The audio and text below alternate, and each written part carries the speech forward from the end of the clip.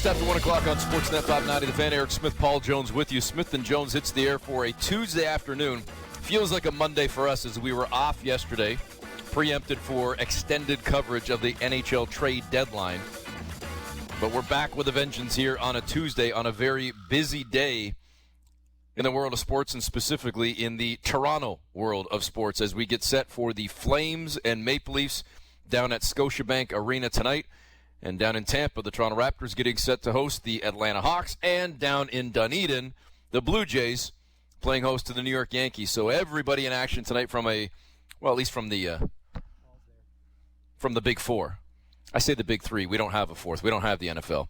But with due respect to the CFL, which, by the way, we're still trying to figure out if there's going to be even a season. I think we're supposed to maybe get an answer, or at least a little bit of a clear picture on the CFL next week. Maybe. In terms of whether they're going to have a season or not. And, of course, we don't want to forget about TFC as well. But of the big three of the major sports, the NFL, Major League Baseball, the National Hockey League, and the NBA, three of the four in Toronto, and all three in action tonight with the Jays, the Leafs, and the Raptors. And we've got lots to discuss on the show today on a number of different topics, not just the Raptors, not just the Blue Jays, but the NBA in general. We got to send a bit of a shout-out right now, and our best wishes to Jamal Murray. If you saw the highlights last night, if you missed them, I'm sure you can see it on Twitter, Instagram, Google. Otherwise, fire it up and you can check it out. Or if you'd rather not see yet another injury, and this one wasn't necessarily gruesome, but the reaction certainly was. In terms of just the young man being in excruciating pain down on the floor and didn't even want to get into the wheelchair, ended up kind of being carried off by a coach and a couple of members of the staff and teammates and whatnot as he was all but lifted off the floor. And the news came out today, the torn ACL for Canadian Jamal Murray. And first and foremost, again, I send best wishes to Jamal Murray, period. Then you worry about or think about the impact that it has on the Denver Nuggets, who are, eyeing down the possibility of coming out of the West again this year, one of the great teams in the Western Conference in the NBA overall, and would they have championship aspirations? They just took a major hit with the injury for Jamal Murray. And Jonesy, when you then go beyond that, beyond the player, the man himself, his team, you then look at it and extend to, well, the FIBA qualifiers coming up in Victoria late June, early July, and the impact that it could have now on the Canadian team trying to qualify for the Olympics in Tokyo. So the ripple effect, the trickle-down effect is huge, but first and foremost, it comes down to the individual, and he's just one of the great young stars in the game, and you always hate to see a guy get hurt. I think we had Jonesy, or at least I thought we had Jonesy. Is Jonesy not there, fellas? He was there, but he's gone. So we'll get Jonesy back into the mix in a second. I think Jonesy would say, I echo your sentiments. I agree with you, Eric. Everything you say is always golden whenever you speak. But I honestly, all joking aside, think that Jonesy would echo those sentiments and agree that it was tough to see Jamal Murray go down. And the one thing that we're starting to see now, and listen, I'm not saying it just came in the last 12 hours, folks, that suddenly it just became an issue. But because we've heard people talk about it over the course of the season in various little fits and spurts. But when an injury like this happens, again, especially to a star player, not that you don't think about or respect or have feelings for the 10th man, the 12th man, the 15th man, but when it's a young star in the game, suddenly now I've started to see over the course of today a lot of chatter about the NBA compressing the schedule as tightly as they did, and how much is that having an impact on players' health overall. When you've got 72 games jammed into, essentially 4.5 months, roughly, a little more than 4.5 months. And, is that an issue? And actually, I guess when you do the math, it is, just a little bit more than 4.5 months. And then the schedule gets even more compressed when you've got teams that are missing games or having to cancel games because of COVID, health and safety protocols and whatnot, which jams more games into the second half of the season. And it's not like they extended the regular season because they still want to try and finish this thing in terms of the postseason and the championship at a reasonable time to give their players a proper offseason this time before we, look to next fall and begin the next season for 2021-2022. So the NBA is now starting to come under fire from some folks saying, is this right? Should we have done this? Is it proper that we have the schedule compressed as as much as we have. And I know you started to hear some rumblings about that in the National Hockey League as well, because, we can sit here and have the debate as to which is more grueling, which is more taxing, baseball versus basketball versus hockey versus football. They're all grueling. Professional sports is grueling, period.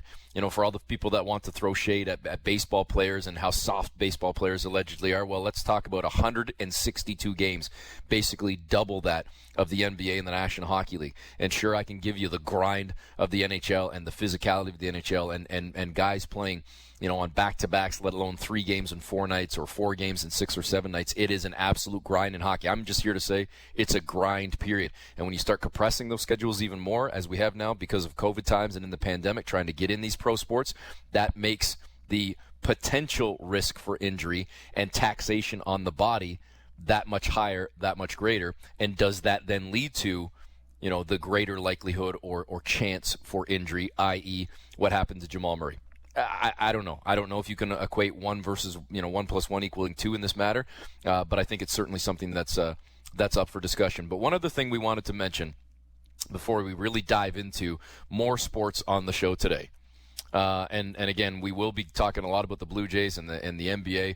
We've got lots to discuss coming up here, but Jonesy, I know you said you wanted a couple minutes off the top, and this is something that's topical to everyday Joes and to everyday pros, because we're all living in this world trying to figure out vaccines, get ourselves safe, get us back to normal or at least close to normal, et cetera, et cetera. And unfortunately, you are now in a large group, I'm sure, of people who have had issues trying to get vaccinated and deal, at least here in Ontario, with websites and bookings and the gong show that seems to be the rollout in this province.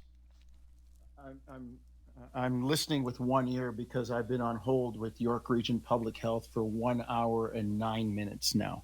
Okay, so I may bounce, I may dip here, Eric, if they actually answer the call. My late father is on my left shoulder, saying profanity is a crutch for the uneducated. So I'm going to choose and measure my words carefully to show that I actually am a relatively educated person. But there are some people in our form of government that would have trouble running and planning a 1-car parade with no traffic on the street. I don't even know where to start with what happened with my appointment for my vaccine today, as I waited patiently in line for my turn with frontline workers. My 93-year-old mother finally got one long after she should have, but she's got one nonetheless. And everybody else in age groups, and now it trickles down to mine. And I finally get a chance. So I show up for my booking at my time, 10 minutes early, walk in, and they say, we can't vaccinate you today, after spending umpteen times trying to get on and try to get an appointment. Because today is a day that they're doing a certain group, and I'm not in that group. So I leave, try to rebook. Of course, there's no appointments till, like who knows when. I got to, try to get one tomorrow. No, that's for the special group too. Try to get one the next day. No appointments left. Try to get one the day after that. No appointments left. Finally got one for, later on, and I'll have to wait, I guess. And hopefully there aren't any hitches, but you go to book on the website and there are no stipulations that say this day is reserved for this or this day is reserved for that. And I book and walk in and they say, sorry, you're here on the wrong day. It's not for people like you. And I just think, how many vaccines get thrown out at the end of the day? How many people really need one? I'm lucky. I'm fortunate. I touch wood, and you can hear me banging on the chair here. I'm healthy. I'm good, but I would like to be protected too. And now that it's my turn and I've waited patiently, you would think that they would ensure that it happens, and you don't get somebody being turned away, do all the preps, doing what you're supposed to do, and then you get turned away. And this is the kind of stuff that has people look at our government and the people responsible and say, what are you doing? Because it reeks of incompetence, deplorable, reprehensible execution in this thing. We've seen it all over our country. The fact that Canada is on a list now that other countries, stay away from Canada and be careful how you take people from Canada because of what's going on with the vaccine. You and I talked about this. They went from the 45th president to the 46th, and all of a sudden after the timeout, the U.S. has turned it around. And we seem to be going the other way. And I can't tell you how frustrated I am right now. You could take a machete to my arm and not get a drop of blood. And I'll remember this the next time it's time for voting in York Region and for the provincial government. I will remember this. I will remember this. I mean, it's dreadful. It's like I said, it's reprehensible, the way that this thing has been done, and all the frustrations that people have been talking about. I think I'm living every single one of them today. And not to mention, there's another component, because I was there with somebody. There's another component that I won't even go into. Well, I mean, if you're not going to, then I won't bring it up because I know exactly what you're talking about.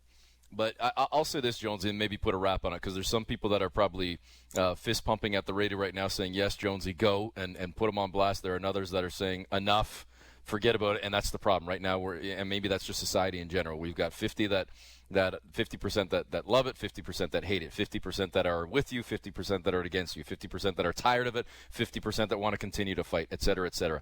So we have to, I guess, provide the balance. And at the end of the day, this is a sports station and a sports show, but I still think this is a sports issue when we talk about whether it's Paul Jones or whether it's, John Doe, whether it's Kyle Lowry or whether it's whomever. We're all talking about what's it going to take to get us back to normal, or as close to normal as possible. What's it going to take to get society back? What's it going to take to get the economy back? It's vaccinations. And to me, I'll say from the outside looking in, I don't know all the intricate details of beyond what you've just told me. And I'm not going to put your age on blast here, Jonesy, if you're not revealing it. That's not my place to do so. But all I will say is and I know this is a case, if you're the primary caregiver for someone in their 90s, if you are a current journalist, and folks, you can throw any jabs you want and say, sports journalist, a journalist who can't do his job from home, who has to go out somewhere else, that to me is then an essential worker like so many others.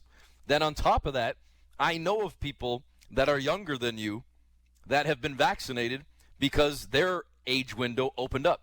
They weren't primary caregiver for an elderly person. They may or may not be an essential worker. They may or may not have an underlying health condition. I know plenty of people that are fully healthy and that meet none of those criteria, just their age window open, and their age is younger than yours. So to me, you tick about 7 boxes, or at least 5. So I don't know how in the world it is that you got turned away or weren't able to get yours. And I totally agree. I waited for my turn. I waited for my turn. I didn't jump the line. And I know people that are behind me that have jumped the line. And I know people that have used clandestine and underhanded methods, even today, to get a vaccine, that have jumped the line. And as a law-abiding citizen, I'm just waiting for my turn, and it's my turn, but yet there's something wrong when it's my turn. Frustration to the nth degree. The abundance of frustration has filled me with such ill feelings right now. Anyway, let's talk sports. Let's get to the toy department. Let's move out of plumbing and housewares and stuff that's essential and go into the toy department. All right. Sounds good, Jonesy. I can't think of a good segue or a cheesy cliche segue, so I'm just going to full stop, boom. That conversation over. let's move on to sports, as Jonesy just said. And we'll talk about, unfortunately, a bit of a rough start to the season for the Toronto Blue Jays, but perhaps understandable given all of the injuries and issues they've dealt with early on. Or is it? To discuss the Jays and much more, joining us on the line right now, former Blue Jays pitcher and new this season as well, Blue Jays Central analyst Ricky Romero. Ricky, thanks for the time today. How you guys doing? Thanks for having me. Thanks for coming on the show, Ricky. Wanted to ask you first, obviously, from your expertise as a pitcher, how much do you think, Ricky, so far this season, 10 games in, and listen, I acknowledge, and even in asking this question, it's not just one thing. So, Ricky, I'm not pointing the finger at just one, but should we be looking more at the pitching right now, or the fact that the Blue Jay bats? I know Springer's not there, and I know now there have been a couple of guys out of the lineup because of health and safety protocols, injuries, and otherwise. But it seems like the bats right now are more of an issue than the arms, in spite of the fact that I continuously hear more and more about the pitching staff than anything else. Yeah, I think throughout a season you're going to run into a bit of ruts, a bit of up and downs. It's the good teams that get out of them quicker and make the adjustments on the fly that are successful at the end. And we all knew coming in this was going to be a young team. And it kind of stinks that they haven't had their full lineup, like you said, all year. Whether it's COVID-related issues, Springer dealing with his injuries. And for me, I've said it all along, I'm excited when this lineup is fully ready to go and you see what was projected on paper. Because on paper it looks great. And we've seen the step forward that Vladdy Jr. has taken and what he's done and what he's been able to do at the plate. So now it's just, like I said, everything aligning. Right now I feel like there's lineup shuffling, and that tends to happen. Charlie, I'm sure, is trying to figure out what's the best lineup that he can throw out there. And I think once everyone knows their role and it's cemented into a certain role, I think this team is going to go forward and roll on. Ricky, what kind of a start does this start like this? Does it have on the impact of the team? I mean, it's early. We're still early. Yeah. But you've already had the up and the down. A nice start against the Yankees, and you look like, okay, we're busted from the gate here, and then it kind of goes sideways. What kind of an impact does that have on the clubhouse? I know it's still early, but every day kind of builds. There's an impact from stuff that happens day after day. Yeah, I mean, and like I said, when you're facing the Yankees and like last night, for example, you're facing a Garrett Cole. You got to take your chances, and I think they missed early on opportunities when they had runners on base against a pitcher like that.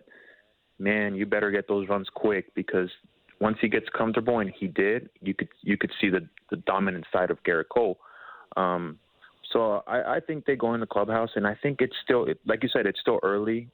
But again, you don't want to keep saying it's still early. It's still early, and next thing you know, we find ourselves in July, August, and now you're behind and you're trying to play catch up. So I think it's important. These games are just as important as the ones in August, and I think the mood in the clubhouse is going to be upbeat. Like I said, it's not like it's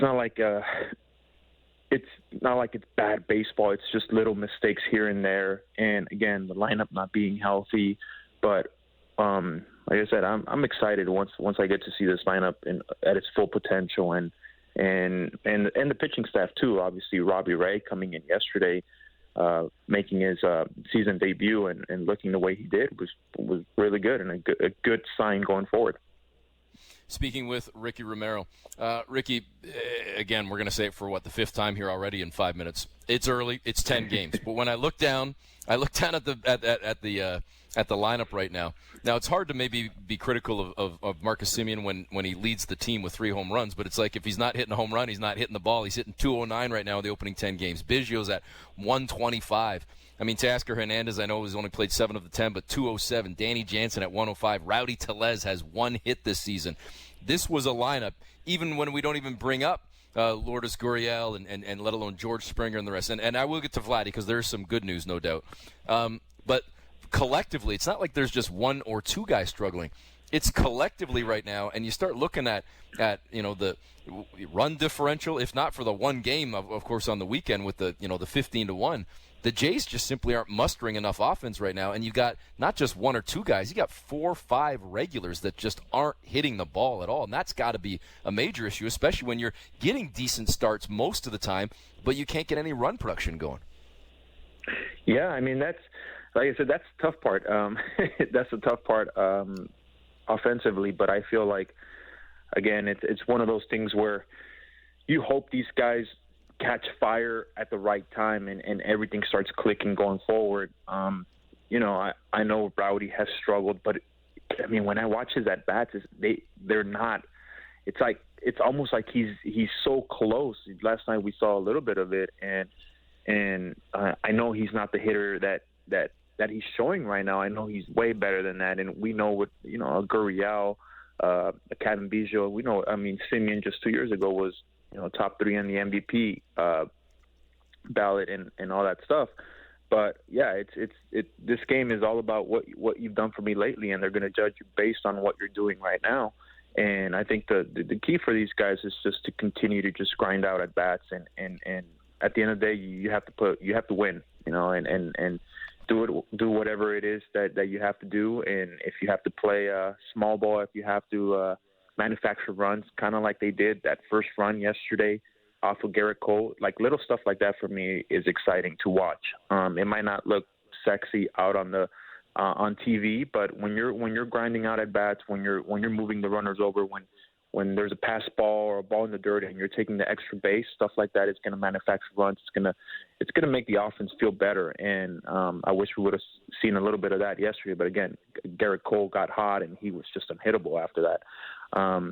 So you just hope that there's no sense in losing faith. Obviously, 10 games in, I know the hitting coach there, Guillermo Martinez, and I know he's working hard. And like I said, it's just going to be one of those things where we have to be patient and hopefully once Springer comes back, it kind of takes a little bit of the pressure off the top of the lineup, and everyone, like I said, can find their role in that lineup and they can move forward. Ricky, how comforting is it that Ryu's going to pitch, that Ryu's coming up with the way things are going? I mean, you like to hand the ball to a guy who can come through and perform for you. Hey, you were that guy at one point. Hey, we got this guy going to the hill, right? And you're modest about it, but we're giving this guy the ball, and we're going to get a quality outing, and we're in line for a win just because of who we're sending out there. How much does that weigh in? The way things are. I know it's early, and as Eric and you have said many times, but comforting to be able to give the ball to your ace and say, "All right, man, go out there and point the ship in the right direction." Yeah, I think there's a sense of pride that comes with that when you're the ace of the staff and you know that the team is relying on you. Obviously, you don't want to put too much pressure on yourself and try to get you and let it get you out of your game. But when you have him, and the way I used to think about it too was like, hey, my job is to go out there and give this team the best chance to win. And I can't hit offensively, I can't score the runs, but I can go out there and put up as many serves as I can. And when you have a guy like Ryu, who's, to me, I tell my friends all the time, it's like watching an artist. It's like watching Picasso paint, because it's just so pretty to me to be able to watch a guy, and refreshing when you're seeing a guy at 88, 91, just dotting up every corner, up, down, changing eye levels, and doing all that good stuff. That to me is pitching, and I find a lot of comfort in that, because it's just, like I said, I think the baseball person appreciates when you're able to see that. I know we love velocity nowadays, and velocity is fun, but when you have a guy that's able to go out there and you know what you're going to get out of him, it makes the team definitely feel a lot better. And I feel like, he's learned from the best, right? He came from the LA Dodgers, and when you have a guy like Clayton Kershaw in front of you and you're learning from him, it doesn't get much better than that. And I think now he's passing on that wisdom down to that rotation, and you see the difference in a Steven Matson 2 starts in, and just how aggressive he is with this fastball. And he's got 95, 97 in his back pocket.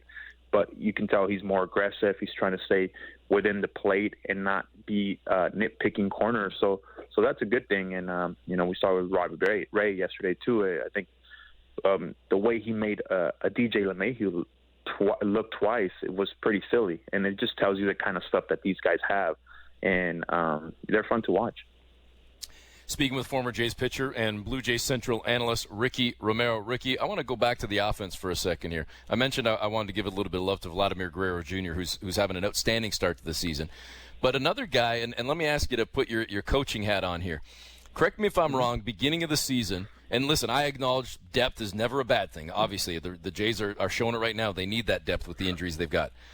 But at the beginning of the season, it was going to be outside looking in terms of the outfield, was likely going to be Randal Grichuk. He was going to be your fourth outfielder. He was going to be coming off the bench. And he wasn't even really mentioned a whole lot in the conversations about what the Jays might do at the DH position. He was going to be a platoon guy and coming off the bench. Well, suddenly 10 games in, because they've needed him to play, he leads the team, or at least tied for the team lead in hits. He leads the team in RBIs. He's hitting .333 through 10 games. Is he at a point now where if you're the Jays, if you're Charlie Montoyo, even when healthy, do you have to find a way to keep this guy in your lineup, or how do you think they massage and manage this thing when they actually do get to full health? Yeah, I think so. I think he should. He should stay in the lineup. He's been one of their most consistent hitters, and there's a lot that goes into that. I'm sure Grichuk, when he wasn't hearing his name or he was hearing that he was going to be a platoon guy, it's all about motivation in this game, and sometimes you need that as a player, and an extra, like, hey, let's go, like, pick it up, or else somebody's going to come take your job. And you can just see the difference in his at-bats, too, and what he's been able to do out there. And to me, yeah, I mean, you got to find a way to keep him in the lineup. I mean, he's been one of your most consistent bats, he can't just go straight to the bench. So I'm sure they're going to find a way, obviously with the DH position and maybe keeping certain guys off of their feet, in a Gurria or a Hernandez or even a George Springer, because we don't know how that quad is going to come back. So maybe early on, till he gets into full game shape, then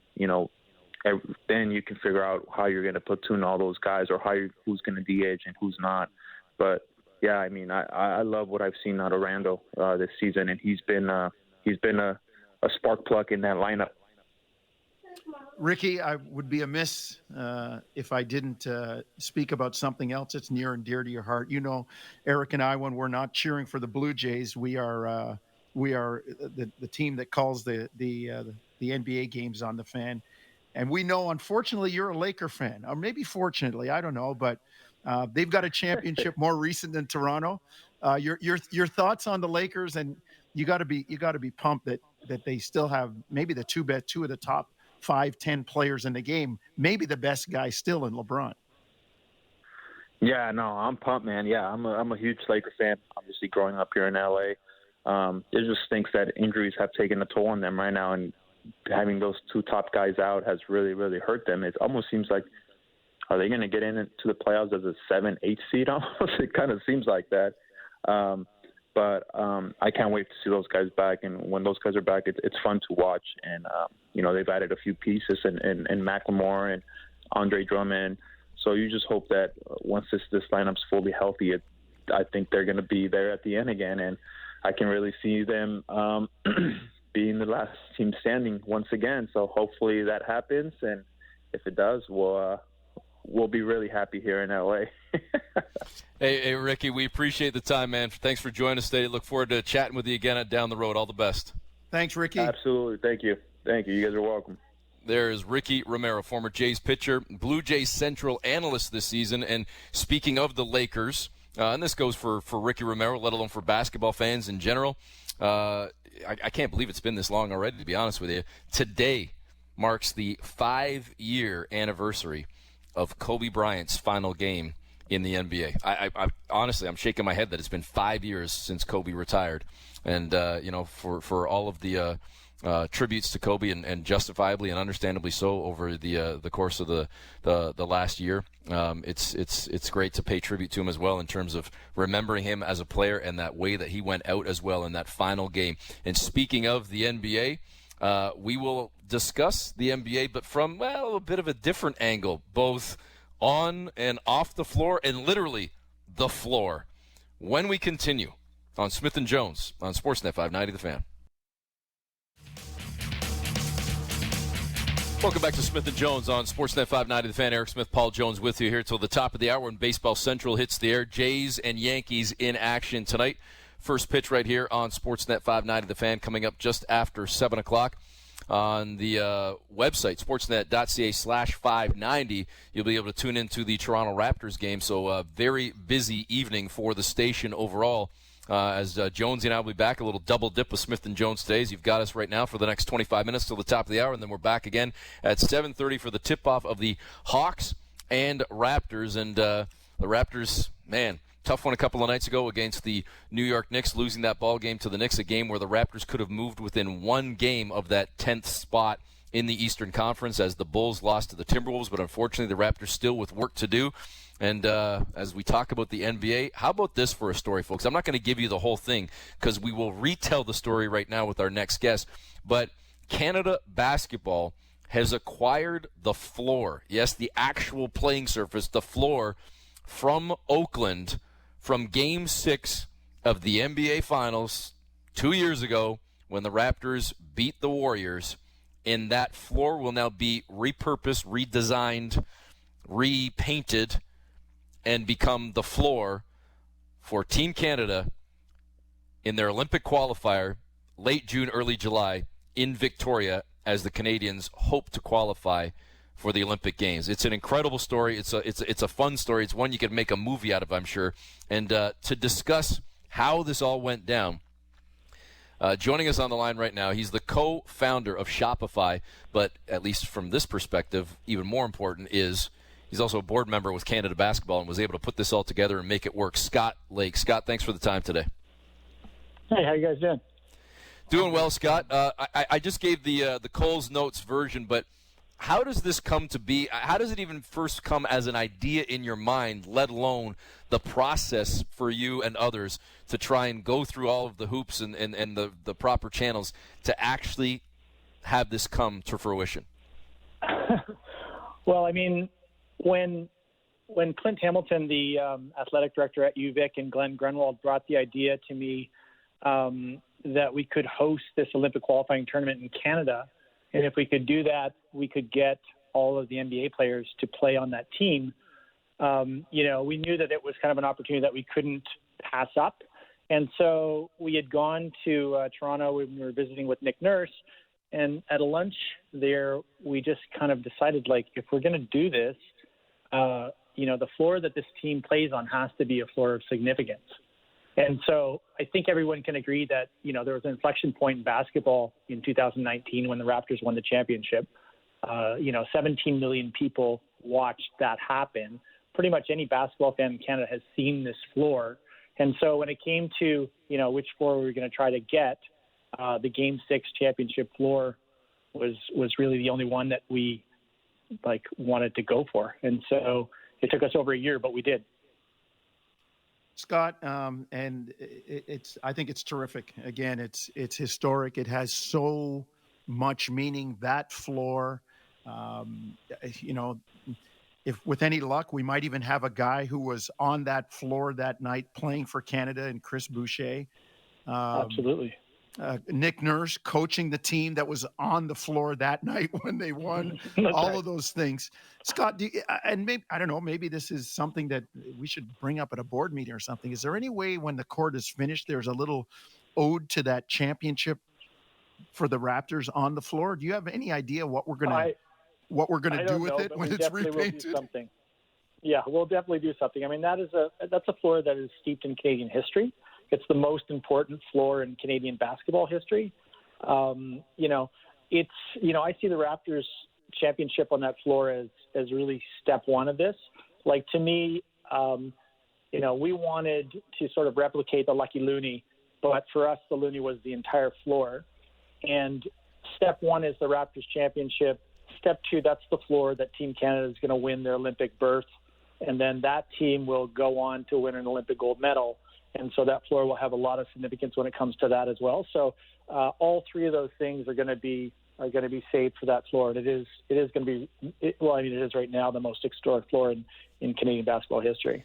Speaking with Scott Lake, co-founder of Shopify and member of the board for Canada Basketball. So, Scott, let me go back to even where I asked the first question, because I just find this fun. Like, I think it's a great story. When you come up with the idea and you're sent out by Glenn Grunwald and Nick Nurse and others, and the board at Canada Basketball says, yes, see if you can make this happen. Let's work this out. When you make that first phone call, how do the negotiations begin in terms of trying to acquire the floor, and how does the price even get set? Because I'll tell you, Scott, just before I even ask this question, it is yours, right? Like, this is done. There's no, like, it's a done deal. You own this. Okay, good. So I'll ask this question now that it's done. We own it. Yeah. You're a business guy. I'm not. But I look at this and go, that actually seems like a bit of a deal. When I think about acquiring a floor and paying for a floor with that type of history, I'm thinking, man, I don't have $270, let alone $270,000, but that actually seems like a bit of a steal for the history that's involved there. How does this happen? And again, kind of walk me through that first phone call you make and how it comes to be. Well, the person who really did a lot of negotiating was my partner, Nick Blasco. And we tried to figure out a way that we could get in touch with the Warriors, but the Warriors had left the Oracle Center, and so that floor belonged to the Oracle Center. We tried sort of various sort of basketball connections, couldn't do it. Finally, Nick knew a music producer who had put on shows in the Oracle Center, who he contacted, and he gave us the name of the CEO of the Oracle Center that we started having some communications with. And they were not interested in selling the floor initially. They were going to basically scrap it for bar taps, which we couldn't see happen. Went on for a while, like countless emails, and then we got in touch with a new guy, and he was willing to sell the floor to us. And the funny thing is he said, the floor, there's going to be a premium on this floor. It's going to be expensive because, the Golden State Warriors have won national championship or an NBA championship on it in 2017. And Nick and I are like, we could care less about the Golden State Warriors championship. We want it because of the Toronto Raptors championship. So they still hadn't fully figured out why this was so important to us. And, there was a bunch of bumps along the way, right? For example, when we finally got the floor to Victoria, and this is after about 6 months, we finally get the price negotiated. Everything is looking like it's going to happen. Nick flies down there. He sees the floor. It's all there. They send it up to us. A week later, we get it. And as we're laying it out, we discovered that the center court panel is the Golden State Warriors logo panel, which is not the center court that was used in Game 6. And so I'm like, this is great. This is most of the Game 6 championship floor, but we've got the wrong center panel. So we get back on the phone, and this is all Nick again, and we discover that the center court town panels are owned by the Golden State Warriors, and those panels are at the Chase Center in, at the new arena. In Santa Fran, yep. In Santa Fran. And so, now we have to get those panels. And so luckily, the VP of operations for the Golden State Warriors happens to be a Canadian guy. And so, those panels are unused. They can't use them with the current courts. They just kind of have them over there. And so, Nick convinces him, how do we get this to, how can we go about acquiring these panels? And so they come, they're very generous with us. We had to spend another $17,000 to get them. But so now we've acquired the new panels and we own them. And when we go to pick them up, we discover that they've been shipped to Idaho to be resanded. And so we've got to figure out how do we save these panels from Idaho before they get resanded. Yeah, it was just a crazy, crazy story.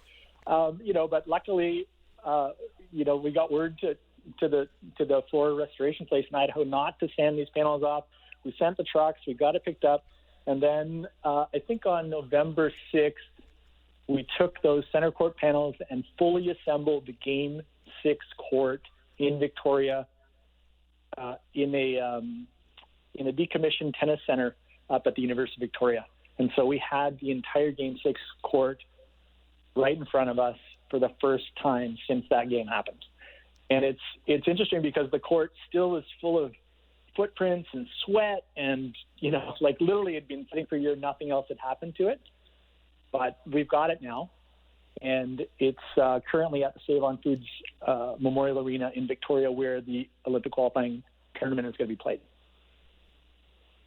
Scott, that's a terrific. That's a terrific. It's a great story. It's a great story. What an ordeal! What an ordeal! People have no idea. So when we found out that the center court panels had been shipped to Idaho to be resanded, it was like 4-alarm fire. We've got to solve this problem, and there were more phone calls and emails and stuff to basically stop that from happening, and it all worked out. So Scott, where does the floor live now when it's not assembled or when it's taken apart? So when it's taken apart after the qualifying, so after the qualifying, it will be a legacy piece for Victoria. We'll likely see if we can have it set up at the University of Victoria. If not, what we'll do is, take it out whenever we want to have a significant game. Probably lots of stuff at the Save on Food Center. So one of the things that the Friends of Victoria Basketball does is try to bring high-quality basketball tournaments to Victoria. And so in the past, we've done, Clint Hamilton has done like NCAA games. There was a mini women's NCAA tournament that happened in Victoria. I know we're trying to get the Canadian University Championships to happen in Victoria. And so these are all things that this floor could be used for. It's interesting, Scott, and again, we're speaking with Scott Lake from the Canada Basketball Board and co-founder of Shopify. Listen, I know, Jonesy, I know you're on the board as well. I'm not on the board, but guys, I have to tell you, again, Scott, I'm not the business guy, but I'm listening to this, and as amazing as it sounds, and it is, and as incredible as what you just told us sounds in terms of using the floor for future games and future events and bringing more basketball events to Canada and whatnot, that's all fantastic. Maybe the floor loses a little bit of its NBA Raptors championship value once it's been sanded and repainted and it's Canada. But I'll tell you, man, forget about you getting your money back. Canada basketball needs money. I know that's part of your job, both of you being on the board trying to raise money. You chop that thing up into a whole bunch of pieces, you're going to make millions selling that to basketball fans across the country that want a piece of the championship from the Raptors from a couple of years ago. I'm telling you, that's a way to shoot some money back into Canada basketball. Well, look, Eric, we're going to have to have people. We're going to have people guard the floor because you've just spurred everybody on with ideas to come with like a piece of their nail clipper or something and clip a piece off. So, Scott, we'll have to make sure that the board has ample security when the tournament actually gets going. Yeah, that's right. Well, the other interesting thing about that floor is it's something that could only have happened in this crazy year that was the year of COVID, right? Like when we first started negotiating, the interest wasn't high in selling the floor, or if it was just, like selling it off for marketing purposes. But, as all of the live entertainment shows dried up and the Oakland Center was having, no shows, no revenue, it was one of those things that motivated them to think about selling it. And so I don't think we would have gotten it if it had not been this kind of crazy year that it has. And that's also the same kind of thing where when it comes to these Olympics, right, it's going to be a crazy year. And so for me, we're trying to create the biggest unfair advantage that we can for Team Canada in the qualifier. When they get to the Olympics, it's a whole other story, right? I think everyone was deeply disappointed last night when Jamal Murray went out with a knee injury. Mm-hmm. But the great thing about this team is there's lots of guys who can take the last shot if necessary for a gold medal win, right? Like the talent is so deep in Team Canada this year and in many years to come. I was speaking with Rowan Barrett the other day, and he was telling me about, the kids that are in line to go to college, right, who are going to be playing in the NCAA for the next years. He says we have amazing Olympic teams for the next 3 Olympics. So, this to me is just, the small thing that we can do to help propel this team. But what's going to happen is, Canada is going to evolve. It already has evolved, right? It's evolved from, just there's a shift that's happening, right? And the identity of our nation is just it's evolving towards basketball. not only hockey fans, there used to be like hockey fans and basketball fans. Now there's hockey fans who are also basketball fans, right? New Canadians love basketball. Millennials are the fan base. And so for me, to try and get this team to win a gold medal or to help them in any way I can is such a great thing, because basketball is such a force of good, right? Like, it promotes inclusion, anti-racism, multiculturalism, promotes national unity, all the things that are good about Canada. And so that's really, like, Canada's a basketball country. I don't know if people know it yet, but they will at the end of the Olympics when we come home with a gold medal. Scott, well said, and great story as well. And kudos to you for, you and your partner Nick for making this happen. But I think it's a great story. Again, Mark Stein in the New York Times brought it to light, and then you've just retold the story perfectly as well. Thanks for coming on the show today, and look forward to seeing you in person when it's safe and healthy and proper to do so. All the best, Scott. Absolutely. Thanks very much. See you on the next Zoom call, Scott. Absolutely. There is Scott Lake, co-founder of Shopify and member of the Canada Basketball Board. Again, if you kind of caught the conversation later, if you haven't seen it, fire it up on Twitter. I retweeted the feed as well, or maybe you can just re-listen to this conversation later on. We'll send the link out. But Canada Basketball acquiring the floor from Game 6 of the 2019 NBA Finals when the Raptors won the championship, and it's now going to be repurposed, sanded down, repainted for Canada's qualifier in Victoria, the Olympic qualifier that comes up in Victoria from June 29th to July 4th. It's an incredible story, and I got one more thing to say on this, but we've got to take the break, so I'll make my comments quick when we continue and close up the show next on Smith & Jones on Sportsnet 590 The Fan.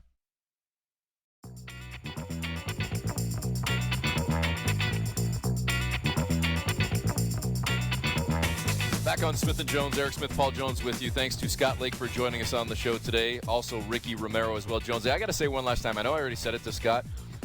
I like the fact that towards the end of the conversation he acknowledged or admitted or made mention of the fact that this probably wouldn't have happened, the acquisition of this court, if not for the pandemic. Because I'll tell you, my wheels were spinning here. I think it's incredible what he was able to do and what Canada Basketball is going to do and keep that court for future Canadian basketball events. Because I tell you, if I had a chance to go out and acquire the floor that the LeBron James won the championship on last year with the LA Lakers for $250,000, I'm going to come up with $250,000 because I guarantee I can make that into at least $1 million, if not $2, $3, $4, $5 million. So it's wild that this was actually able to come to fruition. I love the fact that Canada is going to be able to play on that court, totally, where the only championship outside of the NBA, outside of the U.S., was won in the NBA by an international team. That's awesome. That is terrific right there. We are back again tonight, myself and Jonesy, with the tip of the Hawks and Raptors at 7:30. Keep in mind the Jays in action, the Leafs in action as well. Baseball Central comes up next. Thanks for tuning in to Smith & Jones on Sportsnet 590 The Fan.